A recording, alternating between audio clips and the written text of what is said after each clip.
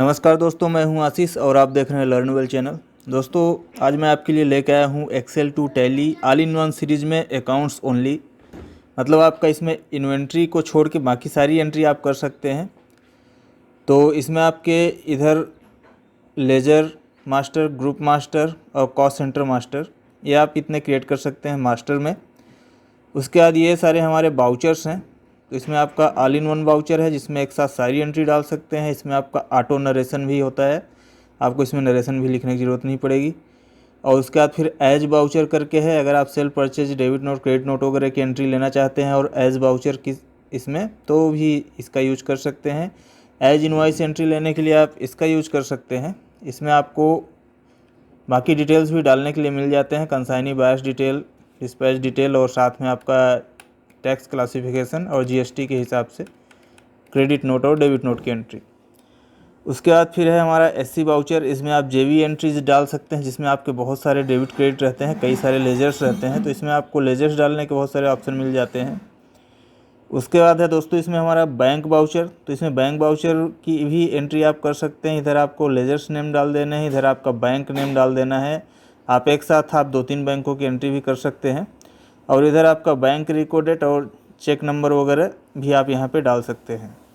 और इन सभी सीटों में आपको मल्टीपल बिल वाइज रेफरेंस डालने के लिए मिल जाता है कि आपको एक ही लेजर में अगर कई सारे बिल वाइज रेफरेंस डालने हैं तो आप डाल सकते हैं। और कई सारे कॉस्ट सेंटर भी आप मल्टीपल कॉस्ट सेंटर के साथ भी आप एंट्री कर सकते हैं।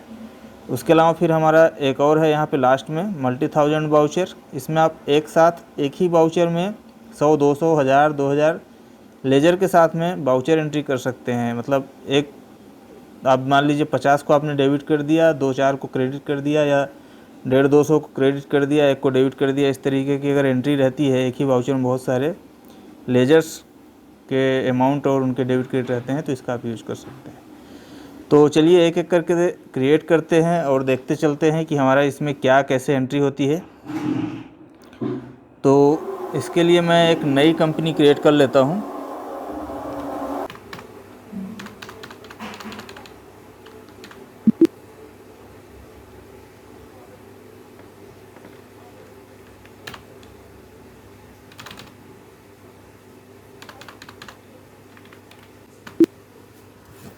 तो दोस्तों ये हो गई हमारी कंपनी क्रिएट। अब एक एक करके इसमें हम एंट्री को इंपोर्ट करते हैं। तो सबसे पहले हमारा यहाँ पे ग्रुप है जैसे, तो आप ग्रुप भी अगर चाहें तो अपने हिसाब से क्रिएट कर सकते हैं। तो सबसे पहले हम ग्रुप ही क्रिएट कर लेते हैं इसमें। और अभी मेरा सॉफ्टवेयर जैसे यहाँ पे डेस्कटॉप में रखा हुआ है, तो आपके एक्सएमएल फाइल्स भी यहीं पे डेस्कटॉप में ही जनरेट होके आएंगे। आप इसको जिस फोल्डर में रखेंगे सॉफ्टवेयर को, उसी फोल्डर में आपके एक्सएमएल्स जनरेट होंगे। तो जैसे बहुत सारे लोग डेप्टर्स है, डेप्टर्स बी करके ऐसे ग्रुप जनरेट करते हैं, तो हम लोग भी क्लिक करते हैं, ये हमारा पथ आ जाता है कि इस पथ में आपका ये नेम से जनरेट हो गया एक्सएमएल। तो अभी हमारा ये ग्रुप नेम से एक्सएमएल जनरेट हो चुका है। और इसको एक बार इंपोर्ट करते हैं, ग्रुप को ग्रुप क्रिएट करके फिर आगे लेजर इंपोर्ट करते हैं। तो इसको आप इंटरनेट एक्सप्लोरर में आप ओपन करेंगे, ओपन कर सकते हैं। तो आपको ये ग्रुप, तो ये एक्सएमएल फाइल आपको कुछ इस तरीके से दिख जाती है। तो इसका पथ हमें कॉपी करना रहता है, ये पथ। तो इसको कंट्रोल-C करके कॉपी कर लेते हैं और यहाँ टैली में चलेंगे इंपोर्ट डेटा में, और यहाँ मास्टर में चलेंगे और Alt-Ctrl-V करके पेस्ट करेंगे और एंटर कर देंगे। तो ये हमारे ग्रुप सभी क्रिएट हो गए होंगे। तो AGA, ठीक है। तो आप यहाँ देख सकते हैं debtors AB, old debtors, Raipur debtors, ऐसे करके जितने भी हमने ये ग्रुप यहाँ पे बना के रखे हुए थे, ये सारे ग्रुप हमारे आ गए हैं टैली में। अब सेम ऐसे ही हम लेजर्स को क्रिएट कर सकते हैं, और लेजर्स में यहाँ पे आपको आप वो वाले ग्रुप इधर आप पेस्ट कर सकते हैं। तो यहाँ पे जैसे ये ग्रुप आपको चूज करने के लिए भी मिल जाता है, और अगर आप डायरेक्ट चाहें तो डायरेक्ट ये वाले ग्रुप आप उधर पेस्ट कर सकते हैं। तो मैं ये वाले ग्रुप का नाम एक उठा लेता हूँ यहाँ टैली से, और इधर मैं इसको पेस्ट कर देता हूँ, और नीचे वाले में भी मैं इसको पेस्ट कर देता हूँ। ठीक है। अब बाकी भी मैंने इसी तरीके से सभी के ग्रुप डाल दिए हैं। और इसमें आप देख सकते हैं आपको एड्रेस, कंट्री नेम वगैरह और उसका जीएसटी नंबर, जीएसटी टाइप क्या है यहाँ आप डाल सकते हैं। उसके ओपनिंग बैलेंसेस डाल सकते हैं और उसके बिल वाइज डिटेल डाल सकते हैं। अब अगर आपको ओपनिंग के भी अगर बिल वाइज डिटेल अगर आपको फिल करने हैं, ओपनिंग का भी हम फिल कर सकते हैं बिल वाइज डिटेल। तो यहाँ पे जो रेफरेंस वाली सीट दी हुई है, यहाँ पे रेफरेंस वाली सीट में हमें उसका डिटेल फिल करना है। तो हम यहाँ पे जैसे हमारा फर्स्ट वाउचर में जाना है 5000 वाले में, तो हमारा फर्स्ट वाउचर इधर A3 वाला है, यानी कि ये हमारा थर्ड नंबर पे ये लेजर में ये थर्ड नंबर पे है हमारा फर्स्ट मास्टर। तो हम इसमें ओपनिंग डाल रहे हैं, तो इसलिए हमने यहाँ पे A3 लिख दिया, इसलिए क्योंकि वो थर्ड नंबर पे था। तो और हमने यहाँ पे बिल नंबर, आप जो भी है आपका reference number, bill number, bill 001 करके मान लेता हूँ मेरा था, ठीक है। और इसमें मेरा अगेंस्ट रेफरेंस, न्यू रेफरेंस, आपको जो लेना है वो ले सकते हैं। आपके पहले से अगर क्रिएटेड है तो उसमें आप अगेंस्ट डालिए, अदरवाइज आप न्यू डाल दीजिए, टैली ऑटोमेटिक वो चेंज कर लेता है। तो फिर मैं मान लेता हूँ यहाँ मेरे 2 बिल थे, तो मैं एक बिल 1 ले लेता हूँ और एक बिल 2 करके ले लेता हूँ। तो 1 2 ये 2 बिल हो गए। ये A3 2 जगह लिखा, तो A3 वाले वाउचर में ही इसमें मास्टर में चले जाएंगे। और इनका अमाउंट डाल देते, उधर 5000 है तो मैं एक में 2000 ले लेता हूँ, एक में ले लेता हूँ 3000 रुपये। अब वो उसका बिल डेट कब का था वो भी आपको डालना पड़ेगा इसमें। फॉर ओपनिंग के लिए आप बिल डेट उसका डाल सकते हैं। तो आपका ओपनिंग आएगा, जैसे मेरा ये पीरियड इसमें 2019 से स्टार्ट है, तो मैं यहाँ पे उस हिसाब से बैक डेट का ही इसमें डेट डालूँगा।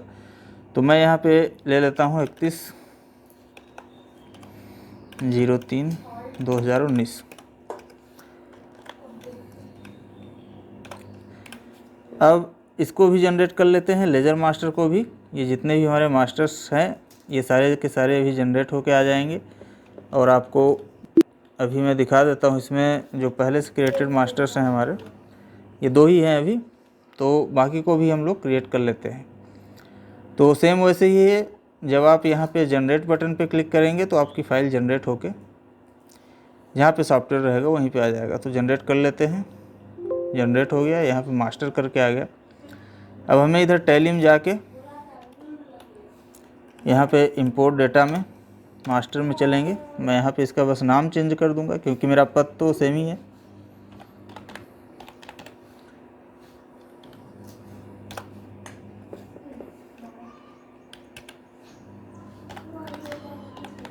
master.xml और इंटर करते हैं। ये हमारे लेजर्स जो है वो इंपोर्ट होके आ गए। तो हमारा जो फर्स्ट वाला लेजर था जिसमें हमने सारा डिटेल डाल के रखा हुआ था, एक बार उसको चेक कर लेते हैं। तो यहाँ पे हमारा था ये वाला फर्स्ट वाला, तो इसको एक बार देखते हैं। तो आप यहाँ पे देख सकते हैं हमने जो भी बिल वाइज इनेबल किया था, क्रेडिट पीरियड डाला था, वो सारा कुछ यहाँ पे आ गया है, उसका एड्रेस भी आ गया है और उसका जीएसटी नंबर भी आ गया है। और यहाँ पे हमारे बिल वाइज ओपनिंग डिटेल जो हमने डाले थे, बिल 1 और बिल 2, वो भी हमारे डिटेल भी आ गए हैं। तो ये तो हो गया हमारा मास्टर, लेजर मास्टर। अब और अगर आप कॉस्ट सेंटर मेंटेन करते हैं तो इसमें आप कॉस्ट सेंटर मास्टर भी क्रिएट कर सकते हैं। तो कॉस्ट सेंटर को पहले इनेबल करना रहता है अपने को। तो यहाँ हम अकाउंटिंग फीचर में चलते हैं और यहाँ से आप कॉस्ट सेंटर इनेबल कर सकते हैं। यहाँ पे आपको दिख जाता है मेंटेन कॉस्ट सेंटर करके, तो यहाँ पे आप मेंटेन कॉस्ट सेंटर इनेबल कर दीजिए। और अगर आप कैटेगरी भी अगर आप मेंटेन करते हैं, कैटेगरी भी यहाँ पे हम लोग इनेबल कर देते हैं।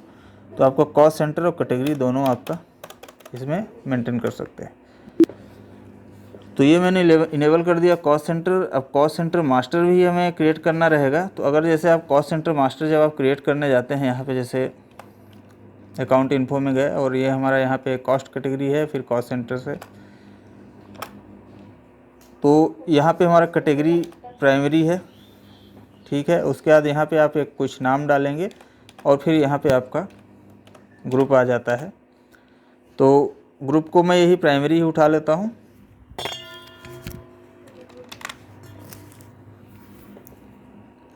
और यहाँ पे हमारा जो कॉस्ट सेंटर वाला ये वाला पार्ट है, यहाँ पे मैं अंडर ग्रुप करके है इसको यहाँ पेस्ट कर देता हूँ। आपका खुद का भी क्रिएट किया हुआ ग्रुप यहाँ पे ले सकते हैं। ठीक है, तो ये नाम को मैं इसमें कॉस्ट सेंटर में क्रिएट कर देता हूँ। तो यहाँ पे हम लोग जनरेट करते हैं, तो हमारा एक कॉस्ट सेंटर करके भी क्रिएट हो गया डेस्कटॉप में। तो हमें यहाँ बस टैली में उसका नाम चेंज कर देना है। मास्टर में चलते हैं,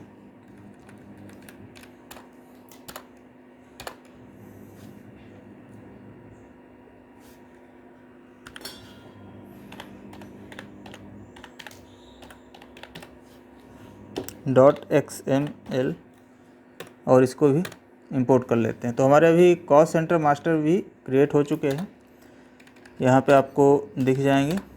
ठीक है, ये जो भी नाम हमने डाले थे वो हमारे सारे के सारे आ गए। अब नेक्स्ट फिर हमारा वाउचर्स डिटेल फिल करने के लिए आ जाता है। अब इसमें हमारा फर्स्ट है all in one. All in one में क्या है कि आपका purchase, sale, payment, received, contra, journal सब एक साथ आप डाल सकते हैं। चाहे तो इधर परचेज केवल डाल दीजिए या सेल डाल दीजिए। अगर चाहते हैं तो एक साथ भी आप सभी वाउचर्स की एंट्री कर सकते हैं। और इधर आपको वाउचर नंबर, रेफरेंस नंबर, ये सारी चीज़ें डालने के लिए मिल जाती हैं। इधर आप मैनुअल अपना वाउचर अगर कुछ क्रिएट के रखे हैं तो वो भी आप यहाँ पे डाल सकते हैं। जैसे GST परचेज करके आपने कुछ क्रिएट किया होगा तो वाउचर टाइप आप यहाँ पे चेंज कर सकते हैं। और इसमें एक चीज़ और है कि आपको यहाँ पे अलग अलग डेबिट क्रेडिट डालने के लिए सभी के लेजर्स के लिए मिल जाता है। तो किसको डेबिट करना है, किसको क्रेडिट करना है, आप उसको डिसाइड कर सकते हैं। और यहाँ पे आपको नरेशन ऑटोमेटिक मिलता है। नरेशन में आपको अगर रेफरेंस नेम डालना है तो आप डालिए, अदरवाइज नरेशन में आपको कुछ लिखने की ज़रूरत नहीं है। केवल आपको लिखना रहेगा तो इसके कॉन्ट्रा और जनरल के लिए, बाकी रिसीव, पेमेंट, सेल्स वगैरह के लिए आपको कुछ लिखने की ज़रूरत नहीं रहेगी। तो इसको भी एक बार जनरेट करके एंट्री करके देखते हैं तो उसमें और ज़्यादा क्लियर होगा। तो इसको भी जनरेट कर लेते हैं। तो यहाँ पे जनरेट पे क्लिक करेंगे तो इस बार हमारा ऑल इन वन करके यहाँ पे आएगा। ठीक है, जनरेट हो गया और आपको यहाँ पे ऑल इन वन करके दिख गया। तो इसको भी इंपोर्ट करते हैं। अब की बार हम मास्टर में ना जाके इंपोर्ट डाटा और वाउचर में चलेंगे। तो यहाँ वाउचर में मैं इसका नाम दे देता हूँ जो फाइल नेम से जनरेट हुआ है।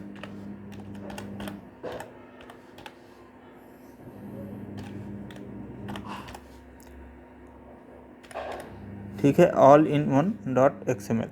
अब इसको इंपोर्ट कर लेते हैं। हमारी एंट्रीज हो चुकी है, आप यहाँ देख सकते हैं 2 मई में सारी एंट्रीज हमारी आ गई हैं। तो इसका मैं एक बार पीरियड चेंज कर देता हूँ, इसको ले लेता हूँ 21 तक।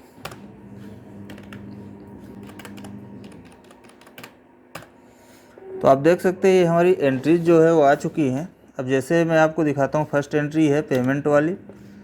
तो अब इसमें आप देख सकते हैं कि जिसको हमने डेबिट क्रेडिट क्या क्या जो भी हमने किया हुआ था वहाँ पे, अब जैसे ये पेमेंट वाली एंट्री है तो इसमें जैसे श्याम बोरवेल को हमने डेबिट किया था। ठीक है, और उसके बाद फिर मैं और थोड़ा नीचे कर देता हूँ यहाँ पे। फिर हमारा स्टेट बैंक से उनको पेमेंट हुआ था, उसमें कुछ हमने कैश भी दिया था। आपको दिख रहा है इसमें 20,000 बैंक से गया है, 10,000 कैश गया है। इसमें हमें डिस्काउंट भी मिला है 500 रुपये। और यहाँ पे नरेशन में आप देख सकते हैं कि यहाँ पे कुमार करके कोई रेफरेंस दिया हुआ है और नरेशन हमारा यहाँ पे ऑटोमेटिक आ रहा है, being amount paid for Shyam borewells by Kumar. अब एक आध और चेक करते हैं, सेल्स वाले को भी देख लेते हैं।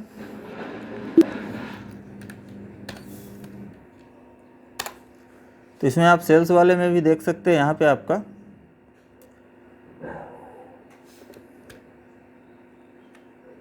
सेल्स में 148 डेबिट हुआ कस्टमर को। उसके बाद फिर हमारा सेल्स अकाउंट और बाकी GST और कुछ अदर चार्ज था उसमें, वो भी आ गया हमारा। और यहाँ पे हमने रेफरेंस में नरेशन में लिखा हुआ था एक रेफरेंस नेम। तो इसी तरीके से बाकी एंट्रीज भी आपकी सारी एंट्रीज जनरेट हो जाती हैं, जिसमें हमने जनरल वाले को भी एक बार देख लेते हैं। तो जनरल एंट्री जो थी वो भी ऐसे ही इस तरीके से आ गई हमारी, और कॉन्ट्रा एंट्री भी है, रिसीव भी है। तो सारी एंट्री आपकी एक ही बार में आ गई इस वाउचर के थ्रू। अब उसके बाद चलते हैं नेक्स्ट में। नेक्स्ट हमारा है एज वाउचर। अगर आप सेल, परचेज, रिसीव, पेमेंट सारी एंट्री इससे भी ले सकते हैं। बस आपको यहाँ पे वाउचर टाइप आपको अपने से लिख देना है। जो भी आपका खुद का भी वाउचर टाइप होगा वो भी आप लिख सकते हैं। और इसमें आपका एक ये पार्टी डेबिट रहेगा या क्रेडिट रहेगा, बाकी ये इधर जो आप लेजर डालेंगे और उसका अमाउंट वो सारे के सारे डेबिट या क्रेडिट रहेंगे। और यहाँ पे आपको लास्ट में इसमें आपको राउंड ऑफ के लिए भी मिल जाता है, आप यहाँ पे राउंड ऑफ लिख के उसका डिटेल आप फिल कर सकते हैं।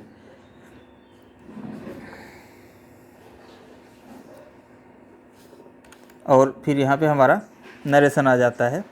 तो अब ये एज वाउचर क्या है कि आपका जब हम टैली में जाते हैं एंट्री करने के लिए, जैसे मान लीजिए सेल की एंट्री करने गए, तो अभी ये हमारा एज इनवॉइस आ रहा है और यहाँ पे आपको दिख जाता है कंट्रोल वी करने से या ये एज वाउचर करने से, तो आपका डेबिट क्रेडिट इस टाइप से लिख के आता है। तो चलिए इसको जनरेट करके देखते हैं। तो इसमें हमारा जब आप जनरेट करेंगे तो जिस नाम से आपका वाउचर टाइप रहेगा वही वाली एंट्री इधर आएगी जनरेट होके। ठीक है, तो इधर हमारा ये सेल्स करके आ गया है यहाँ पे। तो अब हम सेल्स को भी इंपोर्ट कर लेते हैं।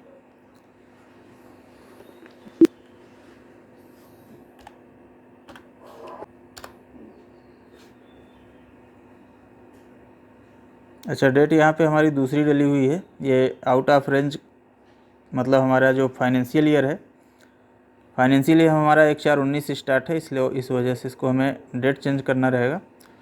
तो मैं इसको 1/3/2020 कर देता हूँ। तो ये हमारा 19-20 में आ जाएगा। दोबारा एक बार जनरेट कर लेते हैं और इंपोर्ट करते हैं। ठीक है, अब एक बार देख लेते हैं 1 मार्च 20 में। ठीक है दोस्तों, तो इस तरीके से हमारा एज वाउचर एंट्री आ गई है। अब हमें जो एज इनवॉइस एंट्री लेना है और वो भी सभी डिटेल के साथ में, तो हम एज इनवॉइस वाली सीट को यूज कर लेंगे। तो अब एज इनवॉइस वाली सीट में इसमें आपका बिल वाइज डिटेल वगैरह भी आप फिल कर सकते हैं और यहाँ पे आपका कंसाइनी, बायस डिटेल, डिस्पैच डिटेल साथ में डाल सकते हैं। और इन सभी सीटों में आप मल्टीपल रेफरेंस के साथ भी एंट्री कर सकते हैं। तो इसका भी डेट मैं चेंज कर देता हूँ, इसका मैं कर देता हूँ 1/4/2020 कर देता हूँ।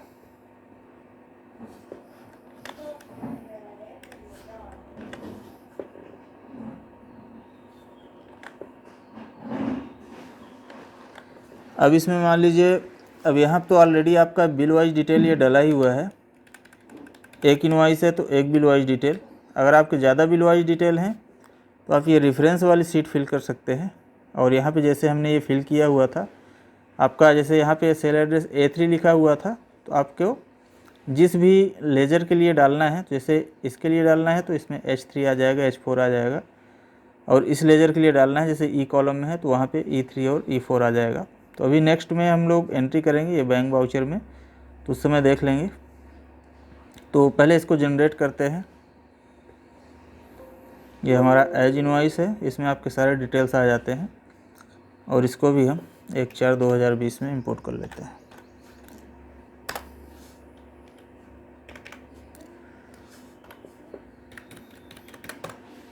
तो ये दोस्तों हमारी 1/4/2020 में एंट्री आ गई दोनों।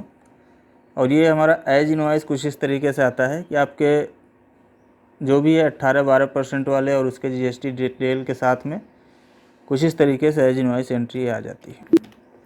अब नेक्स्ट है हमारा SC वाउचर।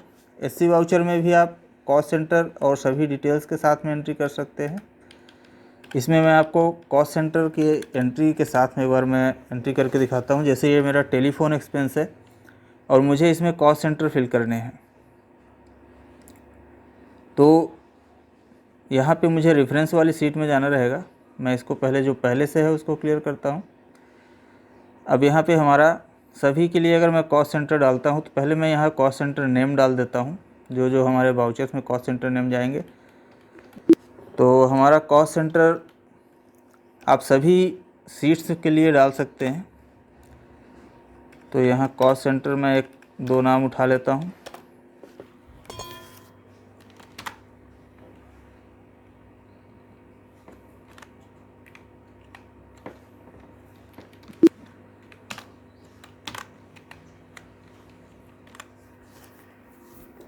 तो ये मैंने कॉस्ट सेंटर के 2 नाम उठाए। अब मैं चाहता हूँ कि मेरा जो यहाँ पे जो बिल्स है मैं इसमें कॉस्ट सेंटर डाल दूँ। तो अगर मैं चाहूँ तो इसमें F3 जो हमारा नंबर है, यानी कि ये वाले लेजर में, अब इसमें मुझे कॉस्ट सेंटर इनेबल होना चाहिए उसको एंट्री करने के लिए। जैसे टेलीफोन एक्सपेंस है तो इसमें मेरा कॉस्ट सेंटर इनेबल रहना चाहिए इस लेजर में।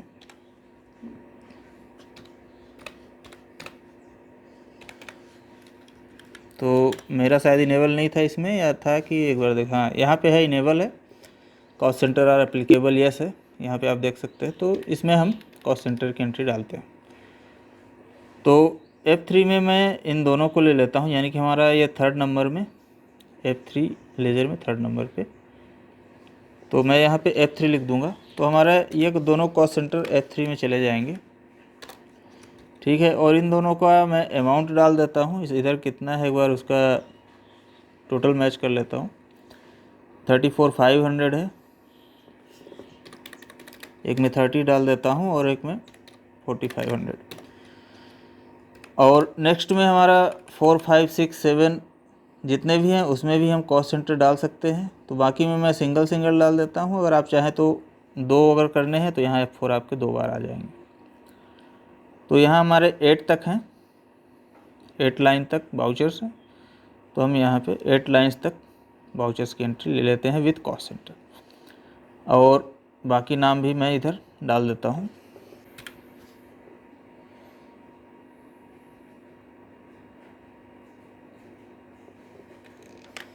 तो ये अमाउंट मैं यहाँ से कॉपी करके इधर पेस्ट कर देता हूँ। और यहाँ पे आपको कॉस्ट कैटेगरी डालने के लिए भी मिल जाती है, अगर आप कॉस्ट कैटेगरी मेंटेन करते हैं। यानी कि ये जो आपका यहाँ पे जैसे प्राइमरी लिख के आ रहा है, तो यहाँ आपका खुद का भी कॉस्ट कैटेगरी हो सकता है। तो ये कॉस्ट कैटेगरी इसको उठा लेते हैं यहाँ से। तो यहाँ मैं प्राइमरी ही डालता हूँ। तो दोस्तों ये हमारा कॉस्ट सेंटर का डिटेल हमने फिल कर दिया। ये सारे के सारे कॉस्ट सेंटर हमारे किस में जाने वाले हैं, F कॉलम में, F वाले कॉलम के वाउचर्स में। अगर आपको I वाले कॉलम्स में डालने हैं उसमें भी आप डाल सकते हैं, उधर आपका F की जगह में I हो जाएगा चेंज होके। तो इसको भी जनरेट कर लेते हैं। तो इसका कौन सी ठीक है, 1 मई 5 मई में है सभी एंट्री। तो इस पर जनरेट पे क्लिक करता हूँ मैं, और यहाँ पे आपका वाउचर टाइप इधर रहता है जर्नल करके, तो इसी नाम से आपका ये जनरेट होगा। तो इसमें भी आप सभी वाउचर टाइप की एंट्री कर सकते हैं। तो अब चलते हैं जनरल को इंपोर्ट करके देखते हैं।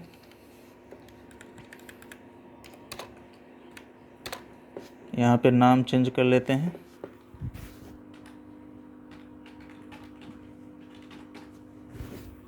और इंटर। तो ये हो गई हमारी एंट्री। तो चलिए एक बार चेक कर लेते हैं। तो ये सारी एंट्रीज आ गई हैं। तो चेक कर लेते हैं एक बार। ये 1 तारीख वाली एंट्री है, इसमें हमारा नाम लिख के आ गया उसका। और बाकी इधर हमारे जो नीचे भी है, ये 2 तारीख वाले में, इसमें भी हमारा कॉस्ट कैटेगरी और कॉस्ट सेंटर लिख के आ गया है। तो इस तरीके से आप कॉस्ट सेंटर कॉस्ट कैटेगरी के साथ भी एंट्री कर सकते हैं। अब नेक्स्ट है दोस्तों हमारा बैंक वाउचर। बैंक वाउचर में आप इसमें कैश की भी एंट्री डाल के कर सकते हैं, या तो आपको बैंक तो रहता ही है। तो इसमें आपके जो भी वाउचर टाइप हैं इधर आप लिख देंगे, रिसीव पेमेंट कॉन्ट्रा, या आपका जैसे पेमेंट है यहाँ पे तो आप पेमेंट भी लिख देंगे। और इधर आपका इफ़ेक्ट पे जब आपका कर्जर आएगा तो वो डेबिट होना है क्रेडिट होना है, वो अपने आप डेबिट या क्रेडिट जो भी रहेगा वो हो जाएगा। या तो आपको मैनुअल यहाँ पे लिखना है तो डेबिट क्रेडिट मैनुअल भी लिख सकते हैं। तो मैं 3-3 हज़ार ले लेता हूँ, एक में मैं 4 हज़ार ले लेता हूँ। तो ये तीनों बिल का हमारा multiple bill wise detail receive होके आ जाएगा।